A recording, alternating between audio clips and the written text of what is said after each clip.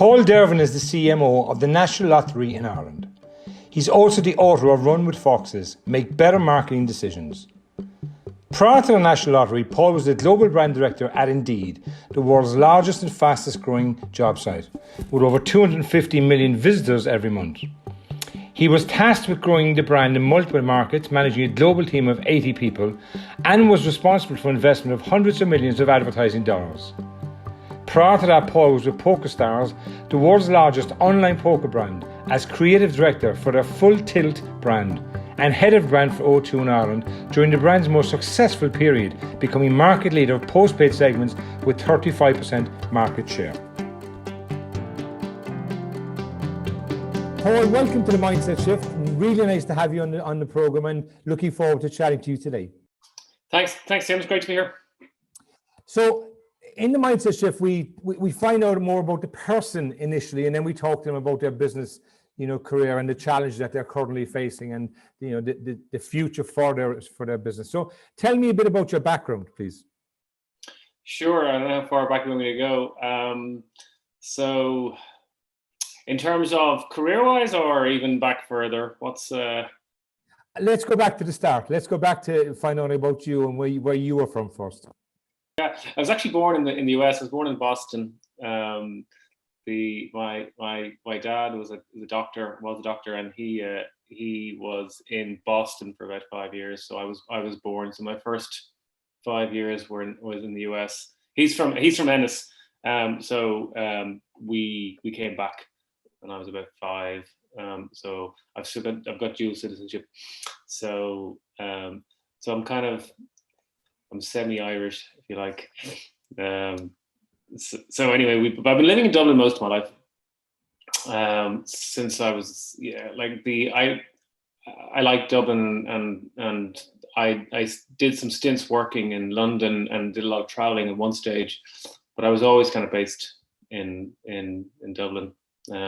Although my wife is Spanish, so my kids are half Spanish, and I thought at one stage we might move to Spain, and maybe we will, but we haven't yet, So so that was it. I went to school here in Blackrock. I went to Trinity College. Thought I was going to go to college in Galway.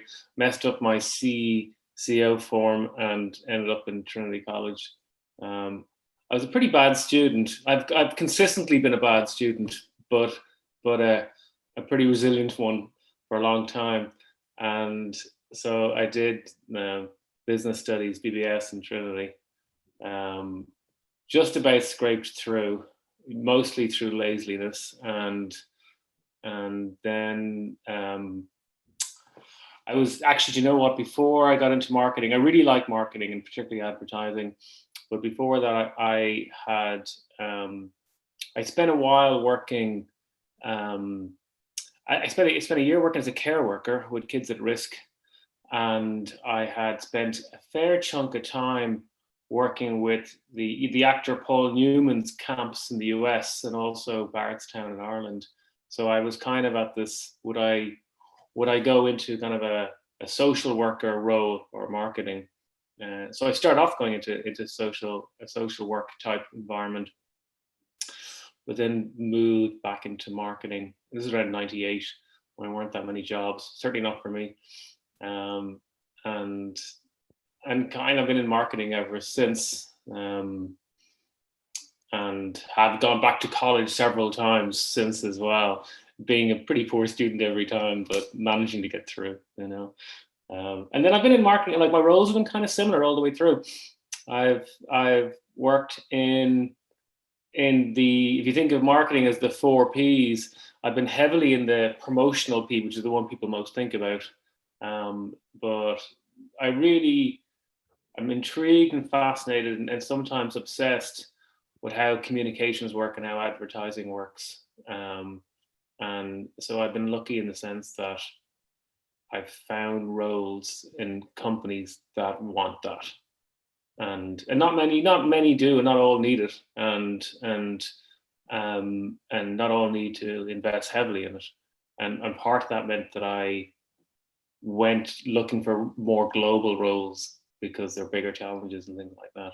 But I've ended back up in Ireland, working here, which was good because I'm in the national lottery at the moment, but it's because I got twin boys aged 5, and I wanted to. I was traveling an awful lot when they were 2, and I wanted to get that balance right.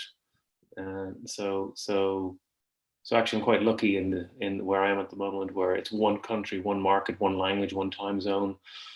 Until the lockdown, everybody was in one office, which was helpful as well, you know. So that's kind of it in a nutshell. A lot of stuff for you there, you know. Let's go back to Boston. So you were in Boston for the early part of your life. Have you memories of Boston, or were you too young to think back on it? I do, but you know yourself, you don't know whether they're a combination of real memories or photograph-induced memories or story-led memories. But I do. It was like, and I went back to Boston. I've been back a couple of times, and I like Boston. But I was probably just 5 when I came back, so they're reasonably, narrow memories, but good ones. Sunshine, you know. And tell me, when you go back to Boston, do you visit where you? I did. Grew up? I did once. I haven't been back to Boston for a while. I did once. Yeah, it was a place called Watertown.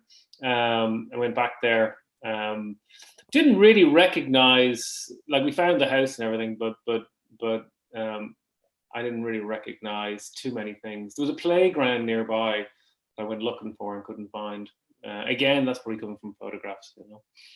So. I've been in Watertown, so I know Watertown, and also it was actually sadly one of the I suppose areas where the Boston bombers actually played, and ultimately where I think they shot a policeman and killed a policeman tragically in that event in Watertown. So, and then you mentioned your dad was a doctor, and why did he go to the States? Do you know? Say again? You said your dad was a doctor. Yeah. So why did he go to the States? My dad was probably the biggest influence in my life and my career, and he was a professor of pathology here in the Mater Hospital in UCD. But he was offered a role in Boston when he was young, so he wasn't even 30. He was like late 20s, and Boston's kind of is it's one of the best medical training grounds in the world. And my dad,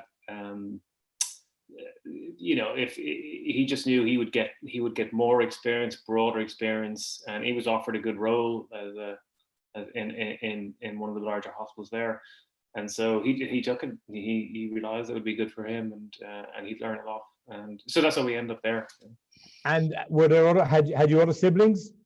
I do. I'm the middle brother of 3 boys, so I have one brother who's a year and a half older than me, and then another lad 6 years younger. And how do you find being a middle child? Was it ever something that was, there's a lot of talk about being a middle child. Was it ever something that you sort of were aware of? Because I'm a middle child, Paul, myself, so I definitely was aware of it. Looking back at my life, being a middle child and the differences of being a middle child. Yeah, I do remember taking photographs of myself and putting them down in the kitchen for the rest of the family to notice. So I do remember that, but I don't know. I guess that you have nothing to compare it to, really. You know what I mean? So it was and the younger brother was 6 years different. So there was a bit of a gap there, but no, I don't remember of any kind of strong memories of the time of being stuck in the middle or left out or something like that. In some ways, my older brother, he'd get into trouble for the things that then I'd get away with a little bit later on, and then my younger brother would get away with it even more, because at that stage your parents are just they just don't have the patience or the tolerance to deal with it one more time. It's interesting about the concept of putting your photograph down on the family table to remind that I'm still here. That don't forget me in the overall scheme of things. Yeah. So and we were all quite different anyway. So I don't remember being a major thing for me, to be honest with you. In your schooling time, you said being a student really wasn't comfortable or natural for you. Were you involved in extracurricular stuff during your early formative years? Yeah, I was, and actually, I was actually good in school. I was just lazy as a student later on. It wasn't it's not that I didn't struggle. I just didn't make enough effort, to be honest with you. Like I never felt out of sync, and actually, if anything, I felt it was easy to catch up. So I'd skip classes because I knew I could just read up and catch up quickly. But in school I was fine. I was reasonably good academically, and I enjoyed sports. I played a lot of tennis, and used to play squash with my dad, and played table tennis. So I loved racket sports. I wasn't actually huge into rugby, considering the school I went to, but enjoyed it. Enjoyed watching it, And later on in life, I started running, as a lot, I guess, people do when they're hitting their 30s. So I started running marathons, and enjoyed that for a bit. So I've enjoyed a lot of sports, but although I'm not doing an awful lot of them at the moment, I keep saying wait till the lockdown finishes. Going on to year now. You mentioned earlier on, when you were talking about your time in college, that you're a lazy student, as you described it, but you were very resilient. Talk to me about marathon running, because obviously resilience is a key factor in the marathon. Yeah, I think I was a relatively lazy marathon runner too, if I'm completely frank. I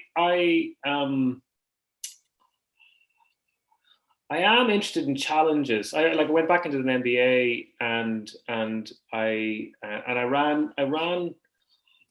ran marathons mostly because I wanted to see if I could. And I enjoyed running. Like, I don't know if you ever run, but I might enjoy 9 or 10 kilometers run, but there's nothing enjoyable about 18 miles or 40 kilometers. But I did it mostly out of to see whether I could, and some sort of foolish commitment to try and do 5 in a row, which is what I ended up doing. But again, near the end, I was using shortcuts. Like in my last marathon, I probably only trained 5 times pre the marathon. Like I'd go from 5 miles to 7 to 10 to 15 to 18, and then just do the day. And because I was like, I just got to get this over and done with. But at the same time, I don't know if more about it, but I wrote a book a couple of years ago, and it's the same thing. I'm interested in the challenge, to see whether I can, with often not very clear reasons or good reasons why I should, if you know what I mean. So, yeah. Tell me about 5 marathons in a row. Were they across the globe, or were they all in? Yeah, they were only one. So 5 years in a row, and I was doing with a pal, no, the 3 were in Dublin. One was in Belfast. One was in Berlin. 3, 4, 5. Yeah, so it wasn't as glamorous as across the world, and again, I was always glad to just have each one finished. And I enjoyed the training for a while. I enjoyed running, and I still like running. I haven't been doing an awful lot of it. There is, I'm sure, as a coach, there's enjoyment. I read the book Flow a long time ago. My dad gave it to me a long time ago, and I think that's partly why I enjoyed tennis, which was you're trying to beat your own performance as opposed to necessarily someone else. And I quite enjoyed, being in your own thoughts and when you're running, especially if the weather likes today. Like if you're out running in the Phoenix Park and you're on your 8 or 9 kilometer, it's actually very enjoyable. And you're away for a couple of hours, you're gone. It's only when you're on the 18th mile where you're like, what am I doing? So I think that was interesting, and I enjoyed that. But again, it would be wrong to suggest that I wasn't bad actually. Like I was coming in under like 4 hours for a couple of them, but I didn't care. Like I wasn't. My wife's family are they're pretty athletic. Like her brothers run 100 half marathons, so they're like, "What time did you do?" And I said, "I'm not even sure." Like I just wanted to do it. So it's interesting. I heard a saying many years ago talking about success. And the line was, in a sprint, you have to win to be recognized the winner. In a marathon, you just have to finish to be recognized the Yeah. winner. Well, that's what I say, and it's funny because even like coming on to like a talk about this, like I never really considered myself particularly ambitious, and I don't consider myself particularly ambitious, and um, I'm certainly not. I don't think of it in I don't think of winning in all those things in a particularly competitive way. Like I do like to compete, but I always struggle a little bit when even I think my own career, it hasn't been hugely successful. It's been normal, it's got its ups, it's got its downs. I think luck plays a large part in it, and my definition of success is probably quite different to other people's definition of success, and finding a time to spend with my kids and doing work I enjoy doing it feels to me much better than even other roles where they were bigger, but I'd be trading off things. So all those things I find interesting, but I when people ask me, even my own team, I don't really consider myself particularly ambitious in the way we think about people who are, you know what I mean? I think, Paul, other people would look at you with a different lens than that, though, considering the success you've had in your career, because sometimes when you're enjoying success, as you obviously are enjoying it in your career and have today, we take it for granted that maybe on occasions where other people will look with a slightly different lens. But let me just go back a second to your upbringing. You made a point earlier on that your dad was the biggest influence on you in your life. So what were the two things one thing you got from your mom and one thing you got from your dad that you look back and say, they've stayed with me all through my life? Yeah. It's funny, they're very different people, but they're both very generous. And I think that is a consistent from both of them, they're generous to a fault. And my mum in particular, my dad, my dad was there's so many things, but I tell you the biggest thing that I took away being a dad now is he really got me interested in reading, and he got me to enjoy reading, and it feels quite practical, but I do know that even as a kid, there'd be a ban on toys. You couldn't have toys if you didn't want them, but there was a general understanding that whenever I finished a book, I could get a new one immediately. And so actually, and that's the one thing that I've been really trying with my own kids, is to get them, because I do think that's a key advantage in life is to be able to, if you enjoy reading, it'll make it much easier to enjoy learning. And I know people have different ways. I like to read to learn. Other people like to, watch. And so there's different learning ways of doing it. But I think that's a really big one. But there's lots of things. My dad, he was very, very good at what he did, and from talking to his students, people really, really appreciated the stuff he did, So, and I'd get that for years and years afterwards. So yeah, it was the two of them were particularly good, and he was a very modest man, even though he was hugely successful, So yeah, I guess those two things really. You made a point that when you went to Trinity, and obviously the CEO form being completed incorrectly got you to Trinity instead of Galway. Yeah. And when you left college, you were sort of searching. I think you mentioned earlier that social work was something that you looked at. Yeah.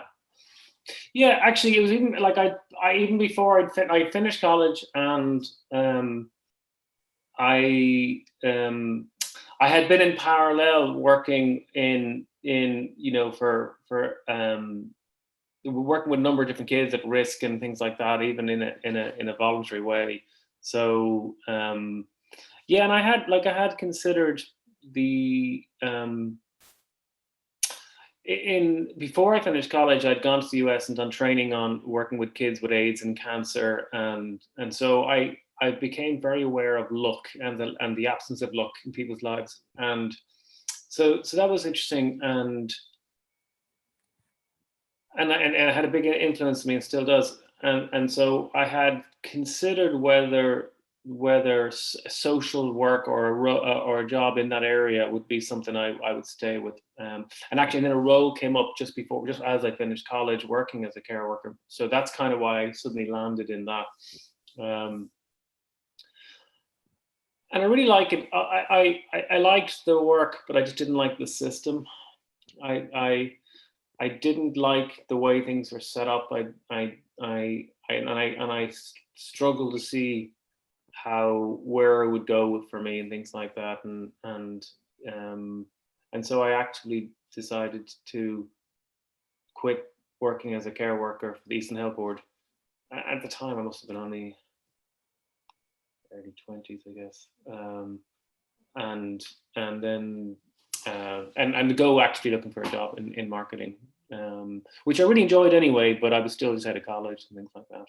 So yeah, and I wondered whether they'd come back together at a later stage. I always had, maybe they'd be, maybe I'd end up doing some stuff, and I might still for, a kids orientated, or even a charitable, where I use some of my marketing skills, and that may still happen. And so, talk to me then about the switch into marketing, and when your early years in your marketing career. So, what was it like for you? Yeah, well, it's funny because when I was looking for marketing, so I was a mediocre Trinity graduate, and I was looking for a marketing role, and there weren't that many jobs. Like, there really weren't that many jobs out there. Students often or young marketers ask me a lot now about advice, and I often say to them, listen, find a company who's really good at marketing, like a Diageo's or P&G or a Heineken, and hopefully Lottery will become one of those, and do get in there and learn some really good marketing skills and knowledge. I said, because it'll add to your CV. And I never did that. So I ended up working in a couple of small companies, like 3 or 4 small companies, where I literally there was no marketing structure or marketing experience or like no good marketers. So basically I was learning myself, and I was good at learning myself, and like the one advantage of that is you get to try lots of things, but the problem is you don't know what you're doing is good or bad or indifferent. And so I did that for a number of years. My dad actually has suggested that I get into online advertising. This is like in the late 90s. He like, even though he's a doctor, he was very up to speed on technology and things like that as well. And so I ended up actually working in a search marketing company, just even before Google had started. And that was interesting and fun. But again, not proper marketing in the way that I now understand. You can learn some really good stuff if you go to the right place. But what I did do is during that time, I read intensively. I got very into direct marketing, direct response advertising, because if you don't have any budgets, direct marketing is a good thing to do, because you can literally you can make money off whatever you have, and so I got pretty good at that and very knowledgeable of it, and so I was able to hold my own and actually get results that way. And that was fine. And then I ended up working in a couple of agencies, like advertising agents, but again, they were more on the digital side of things. And my kind of real break, like proper marketing role, was when I landed as a planner role in O2, and which was like 2003 maybe. Again, probably shouldn't have given me the job. Fairness to Paul Farrell, he hired me. As in, like, I think he hired me on the back of my enthusiasm and sheer kind of passion for marketing more than the experience. And I'm very grateful still for that. And that was great. That was a good learning ground, because I spent about a decade there working my way up to like head of brand in O2. And in the later years, I had some really good managers who were proper marketers, like Damien Devani and Johnny Cahill, who now runs the marketing in Heineken in the US. And I was exposed to some really good marketing practices. Again, lots of things that weren't great, but it was certainly given me that, from a career perspective, that opened up the opportunity to work on bigger brands and bigger budgets and have more influence and things like that. And while I was there, I went back and did a diploma with the Institute of Direct Marketing in the UK, and then did my MBA at night while I was working. So it was busy. You definitely were busy in that sense. Yeah. You mentioned earlier on about the 4 Ps, and that promotional was the area that you really enjoyed and really focused on. But I assume you crossed all of them throughout your career. Yeah, you have to, as in, part of the roles I was in, there would be a pricing manager sitting beside me, or a pricing team who were really good at pricing, and like when we were in telco, pricing's everything, like it really was, because you got lots and lots of customers. The pricing tariffs were at the best complicated, still are a little bit, and so pricing was a huge piece. But so I'd be involved in those conversations, and I'd be, I got reasonably good at research and things like that as well. So I was able to add insight and research to help on pricing decisions. But I wasn't, and I never would ask anyone to rely on me to be making any kind of pricing forecast for them. And in the same distribution, like I underestimated, if you think about that, P, distribution is not that sexy. People don't think about, distribution, but it's so important. And, someone asked me recently, if you were launching a new brand, would you go out with the advertising first or the distribution? And I was like, you're wasting your money advertising if people can't buy it. Don't be doing any silly teaser campaigns. It's all, people do not have the appetite for that. They don't care. I said, if you really want to grow, get into more places. And so appreciation of distribution. And obviously it's not as blunt as that, because the positioning of your product will have an influence on where you want it to turn up. If you're premium, you don't want to turn up in a garage. You might, but you may not in the beginning. And you think about how Starbucks moved from just owning their own stores and into airports and all sorts of stuff. And at some stage they have to be careful that they get that balance right. Like there's places, I really wanted a coffee the other day. I drink a lot of coffee, too much, but the coffee shop I go to near me isn't open on a Monday, and there is a coffee in the garage next door. And I decided I'd just wait. And it's not I have a problem with that coffee brand. I have a problem with that coffee brand in a garage, because I don't think it's going to be a decent coffee. And it's probably me being a coffee snob or something. But so distribution isn't a blunt object, but it's so underestimated by a lot of young marketers. And obviously packaging and all that kind of stuff is interesting. But I've had the opportunity to influence the design at the start of brands and things like that as well. I just think that the promotional P is the one that lots of non-marketers seem to think of when they think of marketing, but it just happens to be the one that I spend so much time in, and it's fascinating and complicated, and not enough people understand it as well as they could. So I spent 2 decades trying to understand it. So, and I like it. So it's in a lucky position where it's something that's difficult to understand. It's even more difficult to do well. And there's a lot riding on it, and I enjoy it. So it's a good kind of combination for me, It's interesting, the point about positioning, and you've made a point about a coffee brand and a garage, and it's one of the big challenges for a lot of companies, that to have the courage to stay with the position they want to be in, because economic factors kick in, and they say, look, even though we want to be a niche product, we need to sort of expand it a bit, and let's just go down market a bit. And once you do that, the customer doesn't always follow you. Is that a fair, I suppose, assessment? Yeah, it works both ways, really. I think the point I would make or agree with is you do need to be clear on the positioning.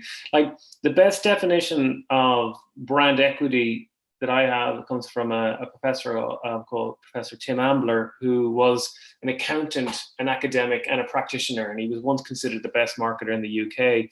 And he was like one of the earliest kind of effectiveness guys. And he describes brand equity as the things that people carry in their heads about the brand, and essentially that's it.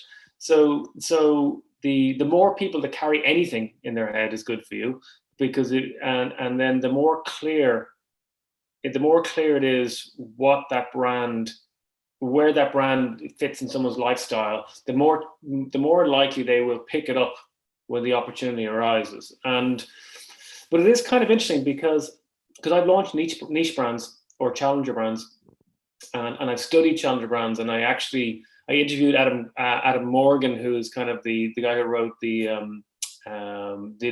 defined the words challenger brand when he wrote Eat the Big Fish, and at some stage a lot of challenger brand, if you're a niche brand, you're not going to grow by your very definition. But if you want to grow, as in more customers, you may at some stage need to make that leap from being niche and challenger to being a broader one, and you got to be okay with that.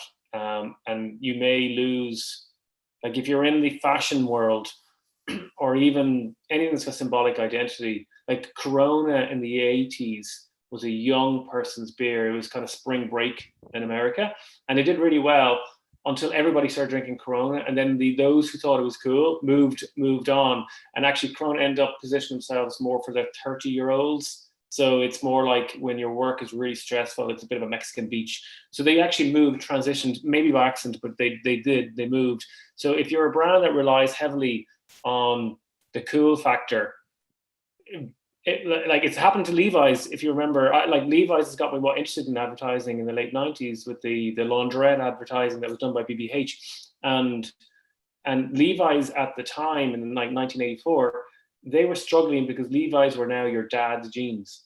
That was the problem. So jeans like Levi's meant youth, rebellious root culture, and if your dad's wearing them, you're in trouble. And that was their problem, like among other things, but that was their problem. But for a lot of other brands,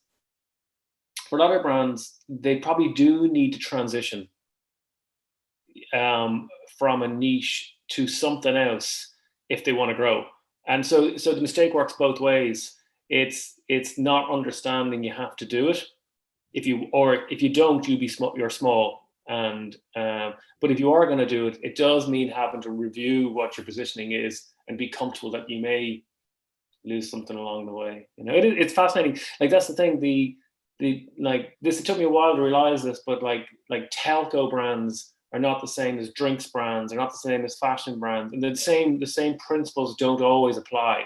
You know, like symbolic value is important for fashion brands. So when Calvin Klein wrote, started getting people to see it on their underwear, and people see their underwear, it's kind of helpful because people can see what they are. But if people don't know what your telco brand is, you've got no way of using it as a way to express your identity, which is why in the US, the car you drive has got more symbolic value in the West Coast than the East Coast, because in the East Coast, people aren't driving as much. Like you're in New York, you're not in your car all the time. So it doesn't matter if you've got a fancy Porsche because no one's seeing it anyway. So like those things matter. And when I was younger, I didn't realize it makes sense. It was just common sense, but I didn't realize how important those things were. Sometimes common sense is not common, or as common as it should be. Tell me about it. We talked earlier on about your resilience, and obviously you have great drive, and that ended up in a book. So let's talk about this book. First of all, why you wrote the book, and what you wanted to write. What you wanted to achieve with the book. I've thought about that a lot. I wrote it for a few reasons. Some of them are good, some are not so good. But I like to write, so that's part of it. And I had been writing for a long time. I didn't like writing like a blog for like a long time. It's probably terrible, but I used to do it. I'm particularly interested in I'm particularly interested in helping people understand difficult concepts that can be simplified. And I find that an interesting challenge, because I think there's too much complexity, and I think people hide behind, you know, they hide behind like flowery language and things like that. So I like to write. That's one thing. The other thing is this, like there's a couple of selfish reasons, like the idea of getting a book, getting someone to publish your book is kind of interesting. So that's definitely one. But there is a real genuine reason behind it that kind of kept me focused on their book, which was, so now I'm 47. I've been in marketing, since my early 20s, and I've been a very enthusiastic marketer since day one, and I've made loads and loads of bad decisions and mistakes, and a lot through lack of knowledge, a lack of understanding, and like continuously, like for decades, even when I'm in big jobs, responsible for a lot of people's money, and the truth of the matter is, it feels like an awful shame that it takes 20 years to realize that there's some things this one could do that could really help improve their success and their effectiveness of their decision making. And I couldn't help but think, Christ, if only I understood some of these things when I was 25 and not 45 or whatever. And so I wrote a book focused at trying to articulate in as honest as possible a way, and in an optimistic way. Here are some things here is like a bunch of things that, if you even accepted might be true, could really improve your marketing decision making today. And that's kind of the core of it. And so like the chapters are only 3 or 4 pages long. They're I think Mark Twain said, like, short words, short sentences, short paragraphs, and I've really tried to make it as easy to consume as possible. And I've taken a lot of my own experience, but also I interviewed about 40 marketers around the world who are really like outstanding marketers, and whose stuff I would already be familiar with. And I've tried to break it down, some complex things to make it really understandable and easy for people to just think. And I talk about bets all the time. So marketing is a series of bets, like most decisions are. But we're trying to predict the future. We're trying to predict, if we do something, will people buy more, or will they pay more, or will more people buy, or will different people buy, or will they stop doing X or Y? And predicting human behavior is very, very difficult. Predicting our own behavior is very difficult. But there are some bets that are better than others. And these bets are better because empirically, over 30 years, they've been better bets. And a lot of it is trying to bring these from a client perspective to other marketers, but doing so in a way that isn't preachy and isn't saying, look, you don't know these things, you're an idiot, because I didn't know them 10 years ago. And trying to be very honest about kind of raw decisions that I have made that have not worked out, not to give myself a hard time about them, but for people to understand, like, you cannot be in marketing and make decisions without making bad ones. And so that's kind of the crux of it. And that was partly why I did it. But I guess the backdrop is, I'd been working for a company called Indeed, which is a big job site. And I had a very large role was very busy. It was an interesting role. It was like an interesting job. I enjoyed it. My boss was great, and I got to do lots of things I wanted to do. But I had to travel a lot, and I might be in Japan for a couple of days, Australia for a day, and I had these 2 small kids, and I had enough savings to just stop, and so I did. So in 2018, I quit my job, in the summer. It was a beautiful summer, and so in the mornings I would write, and in the afternoons I'd hang out with my kids, try and sneak some beers in the sunshine while my friends were working really hard. And that's and it took me a lot longer. It took me a year to write the book when I shouldn't take me that long. But even writing the book is interesting because it forces me to be absolutely sure I understand, they say, if you really want to understand a concept, explain it to someone else. And so and then I had to go off and find a publisher and things like that. And so, yeah, so it was, I'm glad I did it. And I also was kind of thinking ahead a little bit. I have a view that having published a book is probably just as important as what anyone actually reads it from a career perspective, because they go, oh, he's read the book, he must know something. Whether or not they've actually read the book is a different story. But I like people who have read it do tell me that they find it enjoyable. So I feel good about that. And when you think about the context of the book, right? So here you have this very successful person, at the top of his career, writing to give guidance is the way I would take it, Paul, from what you've described, to people starting out in their career, to say, look, you don't have to make all the same mistakes I made. There are things that are fundamentally, consistent, irrespective of whether you're digital marketing or other type of marketing. There are some consistencies that, if you just adopt these consistencies, you'll still make mistakes because we're humans and we make decisions, we make bets, some to work out right and some don't work out right. But what I really enjoyed about how you described it is it does give, people coming into the profession a real foundation to say there are core principles that I just need to understand. And then I've got to make these core principles work for me in my career and adopt and evolve them. And that's a great thing, a great legacy for you, to have created. And the second thing is about being an author. It does give you a different lens. People look at you with a different lens. Whether they've read your book, whether they've bought your book, or whether they've just heard you have a book, it does give you just a different level of credibility. Is that fair? Yeah, it is. And on the first point, a lot of what I've dug into is, so there's decisions we make, and then there's the explicit reasons why we made those decisions.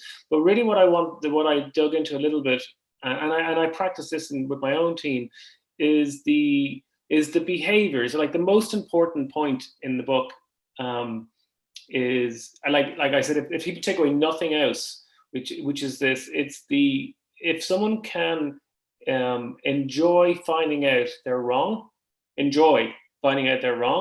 they will improve their decision making. If they fear it, and if finding out they're wrong causes them to bury themselves and to back away, they won't learn and they won't make a better decision next time. But it's not very natural for us to enjoy finding out we're wrong. But you can learn how to do it, and you can create the right environment where people actually go, "You're right. You know what? I was wrong there." And so I continuously practice this. And my team, I ask them to do it too, which is, don't go looking for evidence to find out you're right, because you get into confirmation bias and all these kind of things. So like try and find out, take your ego out of the way a little bit and try and look for evidence to suggest how good a decision this was. And of course, it comes back time and time again. It's not whether the result was right or wrong. It's the process you go through. And the example I often give, and I stole from someone else, is like, if you don't wear your seatbelt and you drive home and you don't crash, it was still a very bad decision. You just got away with it. And I explained in the book that I made a bad decision that worked out well for me in my career, and I continued to make that bad decision for like 8 years, and then I had a crash. But if I'd gone back and actually reviewed the decision-making process, if I'd even thought I could at the time, I probably would have not had this kind of fallacy about how the world works, over and over again. And so a lot of the book is about, bets about what can work, but a lot of it is about just getting better at why we make those decisions. I love that, Paul, because if you think about a growth mindset is it's learning from your mistakes and your successes, because we have successes as well. And sometimes, when I'm working with clients, I make the point we must learn equally from both. It's kind of easy to say we learn from our mistakes. What I love working with people is say learn from your success as well, and try and repeat the things that created that success, whatever behaviors and discipline you had to create the success. Let's repeat that more and more. The word enjoy is an interesting word. I've always said create the environment for people to have the platform to say they got it wrong. That's very important as leaders of businesses, because and how you do that is if you as the leader. So when I was CEO of many organizations, I had no issue saying I made a mistake. Yeah. Because I did make mistakes, and I was comfortable in my own self to publicly say I got this wrong. And what I found was it freed up people to say, well, we got it wrong. And instead of trying to solve the issue on their own that they had got wrong and maybe didn't understand how to fix it, once you create the environment for people to say, I made a mistake, I got it wrong, or I had a success and this is why, you do actually get better learning, and you do have a growth mindset, and it does open up real opportunities for people to be more successful, because everything is a challenge every day. And some of us are more comfortable some days than other days, but ultimately it is about creating the environment and to allow people to talk about the good things they do and the things that haven't gone as well. And that is what I would have taken from what you said. Is that fair, Paul? Yeah, it is. It's absolutely about creating the environment to be comfortable, and like, because if you strip away, if you strip away, we're making bets. We're making bets, and so I would encourage people to be rigorous about the decision making, and to be conscious about the decision making. There's one of the people I interviewed was Philip Tetlock, and one of his colleagues who wrote a book called Super Forecasters, which they're very good at predicting the future, and or at least better than others. And a lot of it is when the data starts to suggest you're wrong, be okay that you can turn around. So one of my chapters of my book is called Strong Opinions Weakly Held. And which I stole from someone else, and I nearly called the book that. And I've got much better at letting everybody know that this is what I believe. If anyone can find evidence to suggest that I'm talking just crazy talk, I will change my mind. And once I say that, once I've publicly said that, it's okay. But the opposite's true. Like, a lot of reason why marketing decisions don't work out well is people bet their ego, their career, their job on a decision. Like, at the very basic level, I've done this, which is unfortunate. So if I say this campaign is going to work, we're launching or relaunching or repositioning, like, I was brought into the lottery to reposition the lottery, and so if I say this campaign is going to work, right? What that really means is I'm the expert here, right? I'm publicly saying this is going to happen, right? This isn't an independent thing that's going to do. I'm doing it, all right? And once I've said that, it's very hard to go back, because it's very hard to go back on that. And what happens then is you'll do everything you can to find any piece of information that supports that you made the right decision. And even if you don't believe it, you're past the point of no return. Like, it's high pressure.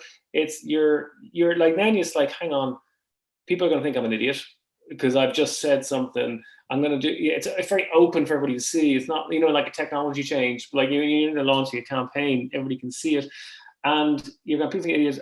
My job's at risk. Blah blah blah blah. And these things go right through the minds of marketers. And then when they're looking at the research, they're like, oh, well, that metric there suggests it was probably a good idea. What about these other 10 metrics that suggest maybe not? And they are real pressures. But recently when I was doing it, I was like, here's my view on what is a good bet or not. And here are the reasons why I think it's a good bet. I can't tell you whether it's going to work or not. All I can tell you, I'm doing these things. And I believe, and I think about the downside a lot more than I used to, which is I'm pretty comfortable it won't be an absolute failure because I'm doing the following 3 or 4 things. And some of that is just having better knowledge than I used to have, and which I hope people would take away when I was writing the book. But the problem is understanding, understanding downside and upside, and what things are good bets and bad bets. And then I used to get my team to go find people who disagreed with them. I'd send them out to find people who disagreed with them. I said, look, just find out what they say and see whether it improves what we're doing. If it doesn't, discard it, but do it. Like, find someone who thinks this is terrible, and they're just good safeguards to protect downside. What it also it's good for open communication, Paul, because it does mean that you have an expertise, and you're basing your campaign on that expertise, on the data that you've gathered about the potential success of it or not, in that sense. But what I've always said to people, and I still say to the clients I work with, all the people have views. They may not have an expertise, but they have views. And if you're open to those views, they could actually add to your expertise and make something, So I would say to finance people or marketing people, ask the finance for a view on the marketing campaign. And they say, but they're not experts. But they have a view, and that view will just give you a more informed view in that sense. But the great thing about what you've just discussed is you have to have the confidence to know you don't have all the answers. And that really is what is so important, I believe.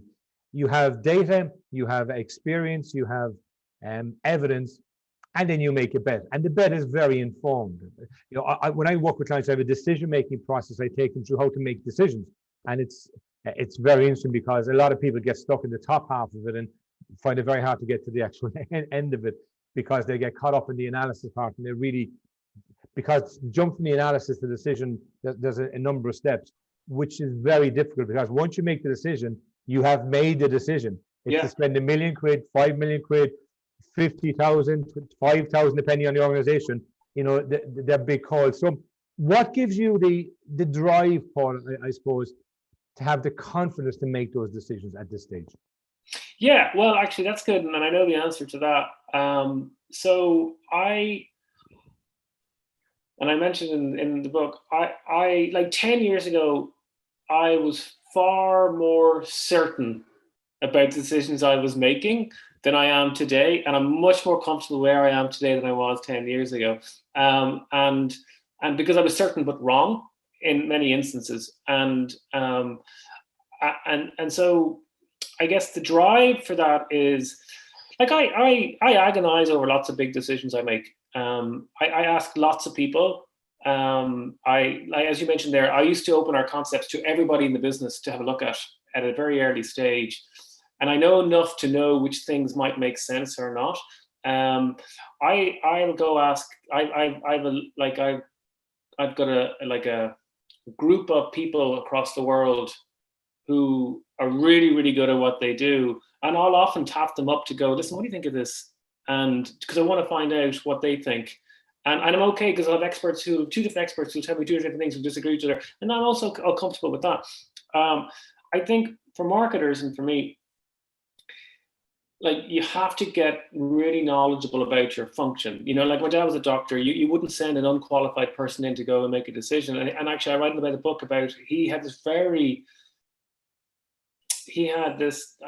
difficult decision to make about a young boy, whether he should amputate or not, because there was a belief that his arm, there was a tumor growing in his arm, and 2 leading pathologists around the world both said amputate, and my dad said don't. And it's very difficult because again, doctors are human, and if you amputate, right, you save the child, right, but you lose the arm, right? That's fine, but what if you're wrong? Like, and so it's much more difficult to make a decision that go against the grain about something that's high risk to yourself. And it worked out for him. He said, look, I don't believe, based on my expertise and knowledge, I don't believe it's going to grow. I think, but he risks it getting bigger. But that's what happened. and that's life or death. But for us, I think you really got to get good, and you really have to want to understand if the decision you're making is right. I don't think a lot of marketers really want it enough. I think you like that's why I go back to like, if I find out I'm wrong about something, I get so excited because I know I now know that I can resolve it or fix it or do something better. And just like you said earlier on, if I find something's working, I'm like, great, stop this, double down on that, and let's keep figuring out why.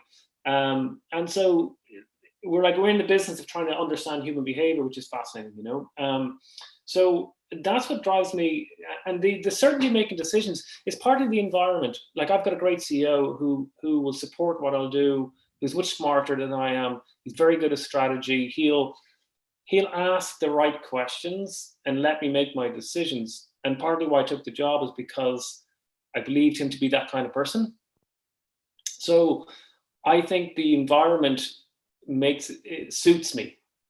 It suits, so I can make decisions quickly or fast or slow, and I can reverse my decisions if I don't think it's going to cause problems. And I don't ever worry about what that means for me or my reputation. Obviously it's on my mind. I want to do well, and that drives you to work even harder. But I've kind of maybe been around long enough that I've already proven myself in some instances. And I also know that a lot of people make bad bets. Like, there's a very interesting stat from a woman called Professor Rachel Kennedy. And she asked 400 marketers to look at pairs of ads. So each pair had a good ad and a bad ad in terms of success. And she said, you might as well have been flipping a coin. They were not able to predict successful ads. 400 marketers, right? And that what tells me time and time again is we are not good even at predicting success for something we're meant to be experts in. So I spend a lot of time in research. I spend a lot of time talking to customers. I go back over things. I speak to customers myself. I get into the data far more in the research than a lot of people do to find out, what are my odds? Is this good or bad? And the other thing is this: it's not even whether it's good or bad. Is it a good and a bad bet? Can I reverse back out of the bet later if it's a bad one, and can I mitigate against it? So when I relaunched the campaign for the National Lottery, we made 2 campaigns, and because it takes about 12 weeks to find out whether your first bet worked or not, and then you're in panic mode if you're wrong, right? So you could actually be 3 months or 4 months before you get a second thing out where you can pull the first thing back. And you would have rushed your decisions on all those things. So we went out to make 2 things, and I knew I'd have the second thing ready within 6 weeks of the first one. So we had a campaign called Water Park, which is this guy with these slides going out of his house. We made that as our backup in case we needed it. It turns out we didn't need it because the first one worked, but I had it as a backup. And that was purely about downside and understanding that bets are hard and that there was a lot riding on it. And so we said, well, let's make 2 campaigns. Let's not make these huge things with casts of hundreds where the costs go up. Let's make 2 campaigns. Let's tackle 2 separate things, but make sure they could live together. And let's be ready. And that was the approach. And to me, that was a very practical way to mitigate against, even if I do my best stab on the first bet, I know I might be wrong. I was new into the job. And have a second one ready, and that's how I guess I think about a lot of these things now, but I didn't in the past, to be honest with you. Well, Paul, we didn't make any bet in inviting you to join us on the show. You've clearly shown us right throughout a really growth mindset at the highest level, and the ability to understand yourself from your early days in Boston and the first 5 years right through your career. I love the part where you decided to take a break and spend time with your twins and and your Spanish wife, and I can visualize you having a beer out in the back garden. But your journey has been fascinating for me to share with you today. I want to thank you for your openness. Thank you for the nuggets that you've shared with so many people who will benefit so much from this podcast. And you've been a superb guest on the Mindset Shift. It's been a pleasure to have you. Thank you very much, and I look forward to chatting to you again. Great. Thanks for having me. Cheers, Tim.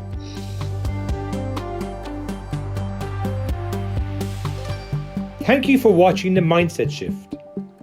For more episodes, check out www.talenthub.ie/The Mindset Shift.